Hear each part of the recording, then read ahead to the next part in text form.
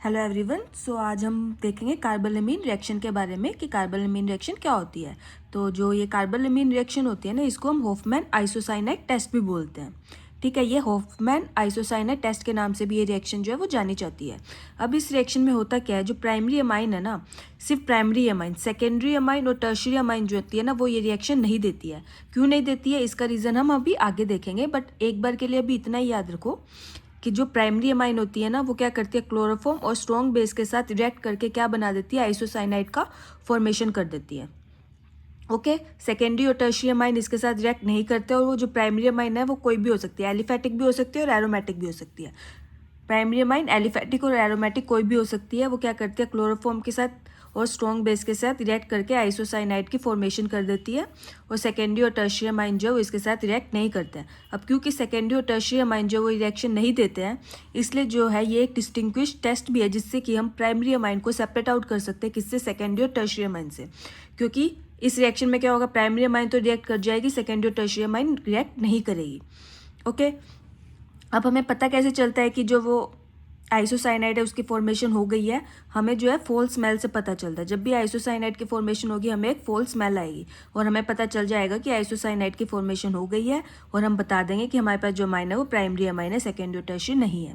Okay, जैसे मैंने अभी यहाँ पे एग्जाम्पल, ये एक प्राइमरी अमाइन है, ये क्लोरोफॉर्म और KOH स्ट्रॉन्ग बेस है, इसके साथ रिएक्ट करके इसने किसकी फॉर्मेशन कर दी, आइसोसाइनाइड की। सिमिलरली ये हमारे पास क्या है, एरोमेटिक अमाइन है, इसने क्लोरोफॉर्म और स्ट्रॉन्ग बेस के साथ रिएक्ट करके किसकी फॉर्मेशन कर दी, आइसोसाइनाइड की। सिर्फ प्राइमरी अमाइन देते हैं, सेकेंडरी टर्शियरी अमाइन नहीं देते हैं, इसलिए इसको हम एज अ डिस्टिंग्विश टेस्ट भी यूज़ करते हैं, जिससे हम प्राइमरी अमाइन को सेपरेट आउट कर सकते हैं, किससे, सेकेंडरी और टर्शियरी अमाइन से। ठीक है, इसलिए इसको हॉफमैन आइसोसाइनाइड टेस्ट भी बोलते हैं। क्यों, क्योंकि इसमें जो है आइसोसाइनाइड की फॉर्मेशन होती है, इसलिए आइसोसाइनाइड टेस्ट। इतना समझ में आया, सिंपल। अब हम देखेंगे इसका मैकेनिज्म कैसे रहता है। तो इसके मैकेनिज्म में क्या रहता है, ये हमारे पास क्या है, क्लोरोफॉर्म है, बेस है। अब बेस है तो क्या करेगा, इसमें से ये एसिडिक एच है, इलेक्ट्रॉन विड्रॉइंग ग्रुप लगा हुआ है, तो ये क्या हो जाएगा, एसिडिक एच हो जाएगा, बेस आएगा, एसिडिक एच को रिमूव कर देगा। अब ये बोन यहाँ शिफ्ट होगी तो कार्बन के ऊपर क्या आ जाएगा, नेगेटिव। अब इसको अपना नेगेटिव खत्म करना है, तो यहाँ से Cl बोन ब्रेक होगी और हमारे पास ये जो है कार्बन की फॉर्मेशन हो जाएगी। नेगेटिव चार्ज गया, ये कार्बन की फॉर्मेशन हो गई। अब कार्बन कैसा मॉलिक्यूल है, कार्बन जो है वो इलेक्ट्रॉन डेफिशिएंट है, राइट। कितने इलेक्ट्रॉन चाहिए आउटर मोस्ट में, 8, इसके पास कितने हैं, 6 है, चाहिए कितने, 8। तो कार्बन कैसी स्पीसीज है, इलेक्ट्रॉन डेफिशिएंट स्पीसीज है, राइट। तो ये हमारे पास किसकी फॉर्मेशन होगी, इलेक्ट्रोफाइल की फॉर्मेशन होगी। अब ठीक है, अब नेक्स्ट स्टेप में क्या होगा, ये हमारे पास अमाइन है, प्राइमरी अमाइन है, यहाँ पे नाइट्रोजन के ऊपर क्या, लोन पेयर ऑफ इलेक्ट्रॉन है, तो ये इलेक्ट्रॉन रिच है, ये क्या है, इलेक्ट्रॉन डेफिशिएंट है कार्बन, जो हमारे पास अभी फर्स्ट स्टेप में बनी है। अब इसके लोन पेयर क्या करेंगे, इस कार्बन के ऊपर अटैक करेंगे। अब क्योंकि नाइट्रोजन के लोन पेयर ने अटैक किया, नाइट्रोजन के ऊपर आ जाएगा पॉजिटिव, क्योंकि कार्बन ने इलेक्ट्रॉन लिए तो कार्बन के ऊपर आ गया नेगेटिव। ऑलराइट, इतना समझ में आया। अब नाइट्रोजन को अपना पॉजिटिव चार्ज क्या करना है, खत्म करना है, इसलिए वो क्या करेगा, इस H को क्या करेगा, रिमूव कर देगा। यहाँ से ये H चला जाएगा, H पॉजिटिव चला जाएगा। H पॉजिटिव क्या है और कार्बन के ऊपर क्या नेगेटिव है, तो ये कार्बन नेगेटिव क्या करेगा, इस H पॉजिटिव को ले लेगा। ठीक है, और हमारे पास क्या बन जाएगा, ये RN, H के ऊपर से पॉजिटिव चार्ज गया, N के ऊपर से पॉजिटिव चार्ज गया, क्योंकि इसने H रिलीज किया, H पॉजिटिव रिलीज हुआ, कार्बन के ऊपर नेगेटिव था, उस H को इस कार्बन ने ले लिया। ओके, नेक्स्ट स्टेप में क्या होगा, हमने फिर से बेस डाला है। अब बेस डाला है तो क्या होगा, ये फिर से एसिडिक एच रिमूव होगा, ये यहाँ शिफ्ट होगी और यहाँ से जो है क्लोरीन बाहर चला जाएगा।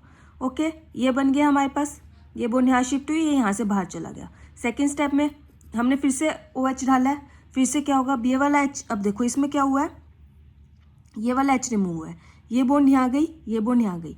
अब देखो, अब कार्बन के ऊपर देखो, पहले ये बॉन्ड टूटी तो कार्बन के ऊपर क्या होगा, नेगेटिव।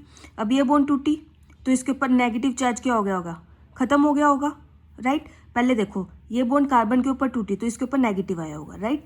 अब ये वाली बॉन्ड यहाँ से गई तो इसके ऊपर से नेगेटिव चार्ज कार्बन के ऊपर से रिमूव हो गया। अब कार्बन के ऊपर आउटर मोस्ट शेल में कितने इलेक्ट्रॉन रहते हैं, 4। 2 के साथ इसने बॉन्ड बना ली और 2 इसके पास अभी भी रखे हैं। इसके ऊपर नेगेटिव पॉजिटिव चार्ज कोई भी नहीं आएगा, क्यों, क्योंकि यहाँ से बॉन्ड टूटने पे, यहाँ पे आने पे इसके ऊपर नेगेटिव चार्ज आया होगा। फिर यहाँ से ये बॉन्ड ऐसे टूट भी गई तो इसके ऊपर से नेगेटिव चार्ज खत्म, तो कार्बन के ऊपर ना पॉजिटिव रहा और ना नेगेटिव रहा। अब कार्बन के आउटर मोस्ट शेल में 4 होते हैं, 2 के साथ इसने बॉन्ड बना लिया, 2 इसके पास रहते हैं। अब नेक्स्ट स्टेप में क्या होगा, नाइट्रोजन के पास लोन पेयर ऑफ इलेक्ट्रॉन है, वो यहाँ दे देगा।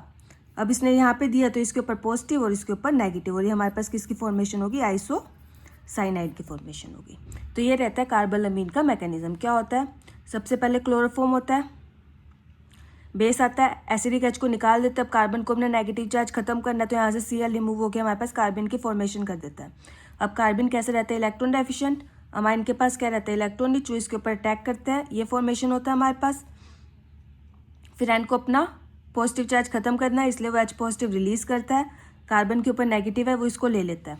फिर दोबारा से इसमें बेस पड़ा होता है, रखा होता है रिएक्शन मीडियम में, तो H जाता है, यहाँ पे बॉन्ड यहाँ से ये जाती है। फिर नेक्स्ट स्टेप में दोबारा से बेस आता है, तो ये बॉन्ड यहाँ टूटती है, ये बॉन्ड यहाँ टूटती है। अब कार्बन न्यूट्रल रहता है, क्योंकि यहाँ से टूटने पे इस पर नेगेटिव आया, ये यहाँ से गई तो इसका नेगेटिव खत्म हो गया। नेक्स्ट स्टेप में नाइट्रोजन के पास लोन पेयर है, वो यहाँ शिफ्ट करता है, तो नाइट्रोजन पे पॉजिटिव, इस पे नेगेटिव, और ये हमारे आइसोसाइनाइड की फॉर्मेशन हो गई। अब बात करते हैं कि सेकेंडरी और टर्शरी अमाइन जो है वो रिएक्शन को क्यों नहीं देते हैं। क्योंकि देखो सेकेंडरी अमाइन कैसा रहेगा, ऐसा रहेगा, सॉरी सेकेंडरी अमाइन में क्या रहेगा हमारे पास, सेकेंडरी अमाइन हमारे पास ऐसा रहेगा, राइट। अब देखो जब इसके पास ये वाला था, यहाँ पे हाइड्रोजन रिमूव करने के बाद क्या रहेगा, यहाँ पे R रहेगा, सेकेंडरी के केस में R रहेगा। अब जैसे ही नाइट्रोजन ने इस पे लोन पेयर दिए, ये H पॉजिटिव गया, तो यहाँ पे हमारे पास हाइड्रोजन की जगह क्या होगा, R होएगा, R होएगा, R होएगा नाइट्रोजन के पास। अब इसके पास नेक्स्ट स्टेप में हाइड्रोजन रिलीज कैसे होगा, होगा ही नहीं। अब हाइड्रोजन रिलीज नहीं होगा तो ये रिएक्शन जो आगे प्रोसीड ही नहीं कर पाएगी, और आइसोसाइनाइड जो हमारे पास बन ही नहीं पाएगा। सिमिलरली केस होगा हमारे पास टर्शरी अमाइन का। टर्शरी अमाइन में तो यहाँ पे हमारे पास क्या रहेगा, यहाँ पे भी R रहेगा, तो इसके पास पॉजिटिव चार्ज ही नहीं खत्म हो पाएगा, तो ये बॉन्ड क्या होगी, फिर से ऐसे ब्रेक डाउन हो जाएगी, ठीक है। तो ये रिएक्शन प्रोसीड ही नहीं करेगी। यही रीज़न है कि ये रिएक्शन जो सिर्फ प्राइमरी अमाइन ही देते हैं, सेकेंडरी और टर्शरी अमाइन नहीं देते हैं। ओके, समझ में आया। तो कार्बोलिमीन रिएक्शन क्या होती है, इसको हॉफमैन आइसोसाइनाइड टेस्ट बोलते हैं। सिर्फ प्राइमरी अमाइन देती है, एलिफैटिक और एरोमेटिक दोनों हो सकते हैं। क्लोरोफॉर्म के साथ, क्लोरोफॉर्म और स्ट्रॉन्ग बेस के साथ रिएक्ट करके आइसोसाइनाइड की फॉर्मेशन करते हैं। डिस्टिंग्विश टेस्ट है प्राइमरी अमाइन का सेकेंडरी और टर्शरी अमाइन से। मैकेनिज्म समझ में आया, सेकेंडरी और टर्शरी अमाइन क्यों देते हैं, क्योंकि उनके पास जितने हमें H चाहिए ये रिएक्शन होने के लिए उतने उनके पास नहीं होते, इसलिए सिर्फ प्राइमरी अमाइन ही देती है। ओके, छोटी सी रिएक्शन थी, इजी सी रिएक्शन थी और इम्पोर्टेंट रिएक्शन है। ओके, आई होप आपको ये रिएक्शन जो है समझ में आई होगी। Thank you.